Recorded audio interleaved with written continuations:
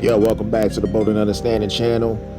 So recently, Boxing Scene came out with an article stating that the WBA has confirmed that the mandatory for Dmitry Bivol light heavyweight title shot against Zurdo Ramirez is going to stand.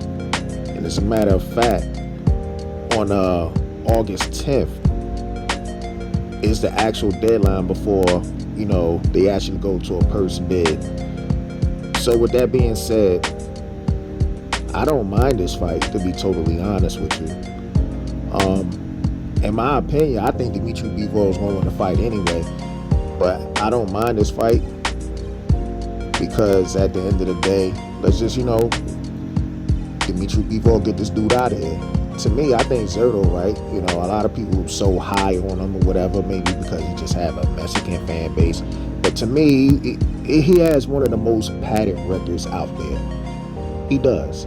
Now, I know he's been claiming he's been calling out Dmitry Bivol this whole time, which he probably was. But as I remember, there was a time before that there was a contract offered to him. Now, I could be wrong, but I could have sworn I read it somewhere. A contract was actually offered to fight Dmitry Bivol, and some reason the fight got turned down by the Zurdo Ramirez camp.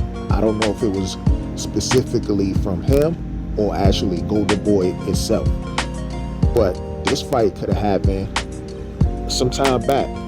But now that this fight is scheduled, cool, I'm all good with it. Now, Zurdo Ramirez is a real big guy. This is a guy who actually squeezes his way all the way down to 175 now. Before he used to squeeze his way down to 168. But this dude is an actual heavyweight fighting at light heavyweight. In his last fight, he fought basically a guy who didn't even want to get in the ring with him. A guy who was pretty much scared to fight him, and Bozo. And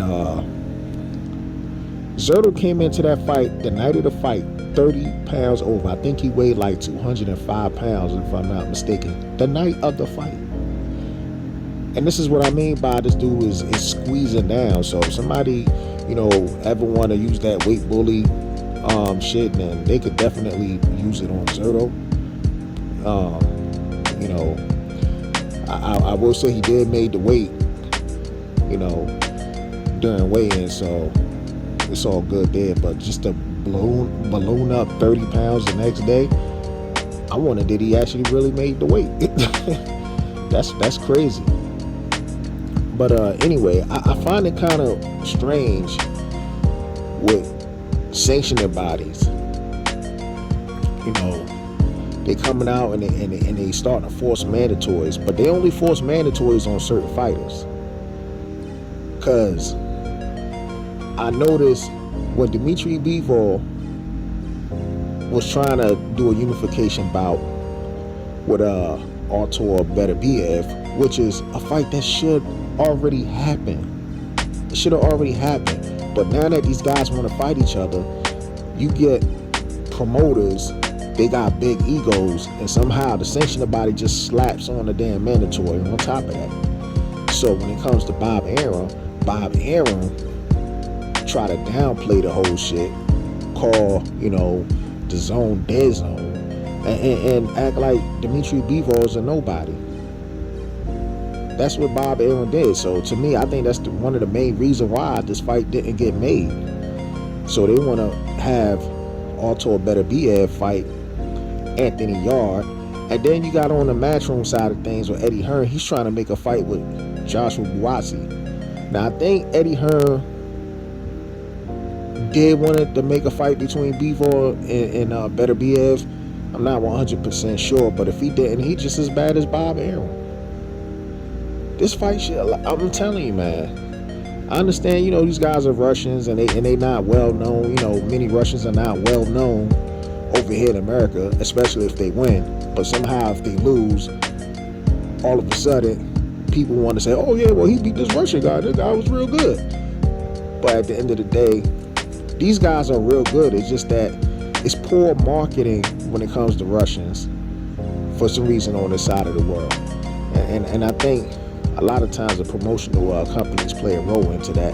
They need to be able to market these guys a lot better. But going back to the whole mandatory situation, it's just funny how this shit jump out of nowhere. But we got sanctioning bodies that don't even enforce their mandatories on certain fighters here on this side of the world. Like you had Leo Santa Cruz, who had a title I think it was at 126 division. He hasn't even fought in that division in like how many years now? I'm surprised they never even stripped this man of the belt. Now he's going to have a fight coming up soon. You got Errol Spence, who got multiple mandatories. IBF mandatory, I think he hasn't defended in like 4 years. Since Ocampo. That was his last mandatory in the IBF. WBC mandatory, that shit hasn't been fulfilled.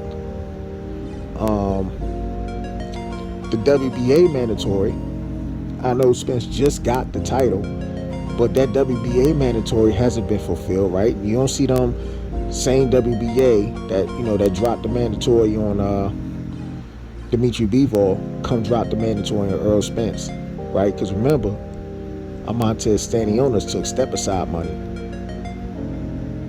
And some reason, after that, the WBA still didn't slap the mandatory down, even though Amantes Stanionis is the mandatory.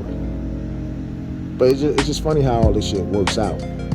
It's I feel bad for these guys, but like I said, at the end of the day, I'm really interested in seeing this fight between Zurdo and Dmitry Bivol. And like I said earlier, in my opinion, I got Dmitry Bivol schooling this shit out this guy. I notice when it comes to Zurdo Ramirez, when somebody throw punches at Zurdo, he kind of freezes up a little bit. He actually froze up a little bit against Bozo, even though Bozo was fighting fucking scared. But yeah, so I'm definitely looking forward to this fight. Anyway, that's all I got. Peace out, family. I'm gone.